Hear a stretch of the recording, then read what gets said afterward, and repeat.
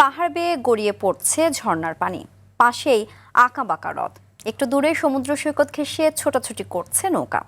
এমন সব দৃশ্যের দেখা মেলে চট্টগ্রামের সীতাকুণ্ডে।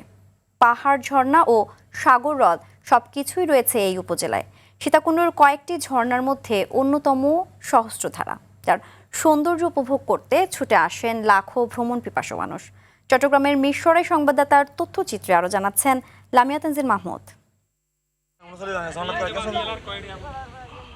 সীতাকুণ্ডুর ৬টি ঝর্ণার মধ্যে অন্যতম সহস্রধারা, যেখানে পর্যটকদের পাড়ি দিতে হয় না পাহাড়ি পথ। মেঠো পথ পার হয়ে পাহাড়ের পাদদেশে গেলেই শোনা যাবে ঝর্ণার কলকল ধ্বনি। পাড়ির ফুটায় যেখানে তৈরি হয়েছে কুয়াশার পর্দা, আর পাহাড়ের কোলে তৈরি করেছে হ্রদ। হ্রদের পানিতে নৌকায় ভেসেও যাওয়া যায় এই ঝর্ণার কাছে।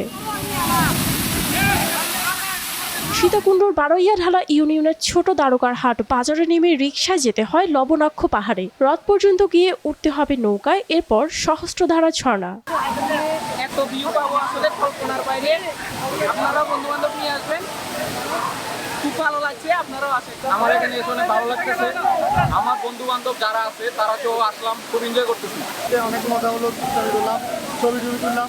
আসলে আমরা যেরকম এক্সপেক্ট করছিলাম ভিউ বা এর থেকেও মারাত্মক ভিউ আমরা পাচ্ছি। আপনারা চাইলে আসতে পারেন, ঘুরতে পারেন। ঝর্ণা অনেক ভালো লাগতেছে, আপনারা আসবেন ফ্রেন্ড সার্কেল নিয়ে। সীতাকুণ্ড পর্যটন খাতকে আরও নিরাপদ, পরিচ্ছন্ন ও পর্যটক বান্ধব করে গড়ে তোলা গেলে ভ্রমণ পিপাসুদের জন্য সুসংবাদের পাশাপাশি স্থানীয় অর্থনীতিতেও যোগ করবে নতুন গতি, এমনটাই মনে করছেন সংশ্লিষ্টরা। লামিয়া তানজিল মাহমুদ, RTV।